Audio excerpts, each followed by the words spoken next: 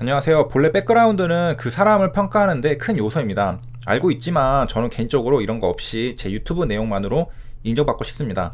그래도 하나만 공개할게요. 저를 응원해주시는 구독자님들이 많은데 신뢰를 드리기 위해서입니다. 주말 동안 유튜브 방치를 해 두었는데요. 악플이라고 해야 하나요? 그 내용이 없다, 뭐 어리버리하다라고 많이들 달아주셨습니다. 이 정도면 착한 악플인 것 같은데, 아무튼 그 제가 말투가 어리버리한 건 맞는데 저보다 IQ 높으신 분은 통계적으로 1% 미만입니다. 적어도 표준 편차 24로 156 초과는 되셔야 합니다.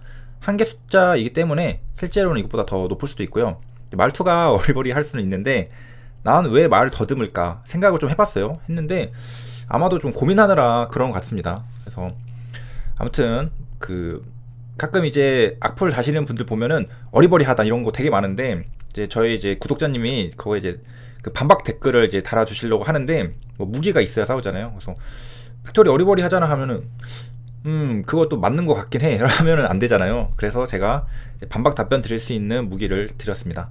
아무튼 이제 마저 살펴보면은 그 뒤에 부분을 이제 안 살펴봤잖아요. 이 앞에 이제 보면은 애널리스트 이름이 보니까 오병용 씨예요. 오병용이니까 갑자기 신뢰도 확 올라가죠. 그래서 뭔가 이름이 되게 제약 그 리포트를 되게 잘 쓸 것 같은 이름입니다. 그래서 HAB 리포트를 쓰기에는 아주 훌륭한 이름을 가지고 계셨다라고 이제 볼 수가 있겠고요. 이 밑에 내려오면은 바이오 산업에 대해서 좀 이해할 수 있게 설명을 해준 게 많은데요. 여기서부터 보겠습니다. 바이오는 돈이 만드는 사업이다라고 했습니다. 무슨 말이냐 보니까 이제 산업 성장의 가장 중요한 요소가 바로 자금이라고 합니다. 돈이 없으면 신약 개발에 필요한 막대한 비용과 수십 년의 시간을 감당할 수 없다. 왜냐면은 계속 돈을 쏟아 넣는데 이게 뭔가 결과가 나올 때까지 버티는 거잖아요. 이게 힘듭니다. 주식 투자로도 예를 들면은 그 손절하시는 매매가 있고 손절이 없는 매매가 있잖아요. 손절 매매를 봤을 때 이게 그 혹시 뭐 시장의 마법사들 그런 책 보신 분들 아시겠지만은 그 터틀 중에 한 명이 나와서 쓴 책이 있습니다. 거기서 왜 그 주식 투자가 어려운지에 대해서 설명을 해준 게 있는데요. 내가 한 10번을 베팅을 해요. 근데 이게 통계적으로 다 검증이 된 상태인데 한 번 했는데 손절, 두 번 손절, 세 번 손절, 네 번 손절, 이거를 한 10번 하잖아요. 그럼 사람이 못 버팁니다. 이 심리가 뭐 어떤 생각이 드냐면은 이거 내 기법이 잘못됐나? 이거 내가 뭔가 잘못하고 있는 것 같아. 내가 모르는 뭔가를 놓친 것 같아. 이런 생각이 듭니다. 그래서 마지막엔 지키잖아요. 그럼 그때는 이제 떡상하는 거죠. 이런 게 힘든 거거든요. 이거 잠깐 얘기가 생 건데, 어쨌든 손절을 계속한다고 했을 때 자금이 조금씩 뜯겨 나가는 거거든요. 이만큼 뜯기고 다 뜯기는데도 내 자본이 버텨줘야 됩니다. 계속 뜯기다 보면 손절 치다가 망한다, 이런 얘기도 있거든요. 그렇기 때문에 내가 그 버틸려면은 특히 돈이 꾸준히 들어오는 게 아니라 조금씩 계속 비용이 들면서 뜯기면서 버틸려면은 돈이 필요합니다. 그렇기 때문에 바이오는 돈이 만드는 사업이다라고 설명을 하고 있는 건데요. 카지노에서도 이런 거죠. 조금씩 계속 잃어주다가 먹을 때 한 방에 크게 먹는, 이런 게 진짜 그 도박사 제대로 된 베팅이라고 생각하거든요. 조금씩 계속 잃어주다가 한 방에 다 복구하고도 엄청나게 버는 거, 그런 것들이 바이오 산업이랑 좀 상당히 연관이 있다고 생각을 합니다. 그래서 임상 시험을 하면서 조금씩 계속 뜯겨주면서 하나만 터지자, 약간 이런 마인드인데, 기존에 이제 선진국에서 성공한 바이오 기업들은 자본시장에서 인기 있는 기업이었다고 합니다. 그리고 끊임없이 인수합병을 하면서 자기 몸집을 계속 키워왔습니다. 계속 키워오고, 여기 몸집을 늘리기, 여기 한국의 대표적인 제약사들이, 그러나니까 반대죠. 매출의 일부를 시장에 투자하는 정도에 이제 그치고 있는데, 일본 제약사들이 왜 M&A 사활을 걸었는지를 생각해 봐야 한다라고 설명을 하고 있습니다. 그리고 어느 업종보다 규모가 이제 중요한 게 바이오다. 그러니까 성공한 일본이 지금 거의 1위 수준이잖아요. 일본 제약사들이 바보가 아니고 왜 M&A에 사활을 걸었는지를 생각해 봐야 한다고 설명해 주고 있고, 저는 개인적으로 일론 머스크 같은 사람들도 되게 멋있다고 생각하는 이유가 리스크를 자기가 지거든요. 이런 거 좀 멋있다고 생각하는데, 그 이유 중 하나는 여기서 이제 설명을 하는데, 유한양이나 한미약품 이미 한국에서 엄청나게 성장을 한 거잖아요. 유한양이 1위잖아요. 1위. 매출이 이미 충분히 발생하고 있고, 지금 성장 가도만 잘 이렇게 타고 가도 안전하게 성장할 수 있는데, 굳이 그 리스크가 큰 그런 신약 개발 같은데 대규모 자금을 넣으면서 뛰어들 수 있을까? 대부분 못한다 생각합니다. 그리고 잃을 게 많은 사람들, 그런 사람들 더 보수적이 돼가지고 이 현상만 유지하고 싶어하는 그런 성향이 많습니다. 그래서 대기업들일수록 더 이제 뭐 조직 구조 개편이나 그런 거에 좀 경직되는 경우가 많거든요. 물론 이제 그런 기업들은 이제 효율적으로 더 잘하는 경우도 있겠지만은 보통은 이제 리스크를 지기 힘들어합니다. 근데 혁신은 이런 리스크에서 오거든요.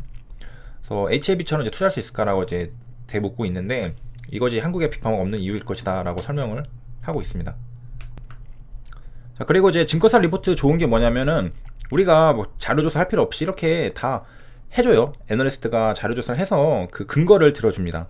그래서 보면은 이제 일본 제약사 얘기를 많이 했잖아요. 그래서 일본 1위는 이제 다케다입니다. 제 영상에 다케다를 많이 다뤘는데, 그 일본 에로 할 때 이왕이면은 이제 자금력도 되고 일본 1위 제약사가 하면 좋지 않을까라고 해서 좀 많이 알아봤는데, 다케다는 진짜 활발히 그 돈이 될 만한 그 신약들은 계속 LI를 하고 있습니다. 그 최근에 여기는 나와 있는지 모르겠는데, 그 어디였죠? 그 외국의 또 어떤 네덜란드였나? 거기 회사를 또 인수를 했는데, 그때 자금이 많이 들어갔어요. 그래서 부채가 좀 있는데, 그래서 지금 필요 없는 자산들은 팔면서 이런 것도 갚으면서도 동시에 LI까지 같이 하고 있습니다. 그러니까 자금력이 없을 거라고 생각을 했는데, 실제로는 미래 가치가 있다면은 계속해서 하고 있기 때문에, 다케다는 1위인 기업인 동시에 되게 적극적으로 신약 개발에 자금을 쓰고 있는 기업이거든요. 그래서 08년도에 밀레니엄 파마, 11년도 나이코메드, 12년, 13년, 17년, 18년, 그러니까 거의 매년 M&A를 계속하고 있죠. 그러니까 다케다는 상당히 적극적으로 성장을 하고 있습니다. 일본이 이렇게 하고 있고, 그 다음에 이렇게 해서 성장했고, 2위는 이제 아스텔라스라고 하는데요. 이것도 일본입니다. 그래서 05년 야마노우치 후지사와 이 두 개가 일본에서 좀 규모가 있는 회사였거든요. 아마 한 제 기억으로 한 3위인가 4위인가 아무튼 이랬어요. 근데 이 회사들이 합쳐지면서 2위로 단박에 올라간 거거든요. 이게 05년도에 이렇게 올라간 거고, 그 다음에 7, 10년, 16년, 17년, 18년 이때 이제 계속 또 인수를 하면서 빅파마가 됐습니다. 그러니까 이때 이제 한 번에 이제 2위 정도 올라가면서 규모가 지금 계속 켜지고 있죠. 그래서 일본 제약사들이 이렇게 성장하는 걸 보면은 뭔가 이유가 있겠죠. 이유가 있겠죠. 그래서 이제 한국에는 이제 이런 제약회사가 있을까 했을 때 없다는 거죠. HLB가 유일하다. 대웅제약의 한올 바이오파마 인수 정도가 유일하다라고 합니다. 그래서 이제 그런 기업은 이제 별로 없다.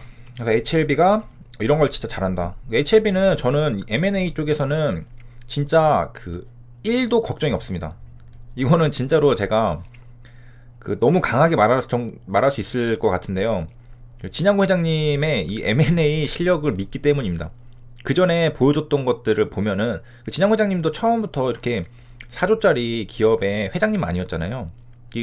그 사람이 성장해왔던 그런 역사를 보면은 그 능력에 대한 믿음을 가져갈 수가 있습니다. 진양고 회장님도 아기 때부터 성장을 계속 해오신 겁니다. 해오다 보니까 그 능력으로 인해서 지금 이제 4조짜리 기업의 회장님도 되신 건데, 다 M&A로 하신 거거든요.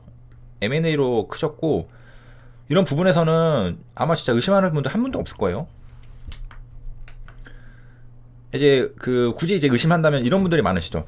자신의 이익을 극대화하는 거냐, 주주들의 이익을 극대화하는 거냐, 진양고 회장님 자신의 이익을 극대화하는 거 아니냐라는 이런 얘기들 많지만은, 그 능력에 대한 의심을 한 적을 제가 본 적이 한 번도 없어요. 주주님들이 걱정하는 게 자신의 이익을 지금 자꾸 왜 자꾸 넥사를 사냐, 왜 자꾸 넥사 사는 거야, 막 이런 건 많지만 그런 능력에 대한 의심은 하나도 없습니다. 그 진짜 대단하죠, 그런 거 보면.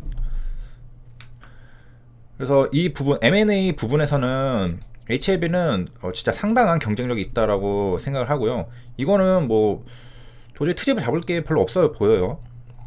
내려가 보면 여기 이제 진양고 회장님은 이제 은행원 출신이잖아요. 바이오를 전공하진 않았습니다. 그래서 바이오 전공한 CEO들은 본인이 알고 있는 그런 기술 개발에만 몰두하는데, 이분은 이제 이분이 아니라 진양고 회장님은 바이오 전문가는 아니시잖아요.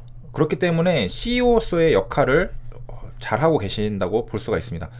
그 공대생들이나 뭐 흔히 이제 이공계라고 하는 분들은 자신의 그 특정 분야에 몰입하는 경향이 있습니다. 빠져드는 경향이 있는데 진양 회장님은 다방면으로 지금 계속 발을 펼치고 있으신 과정이죠.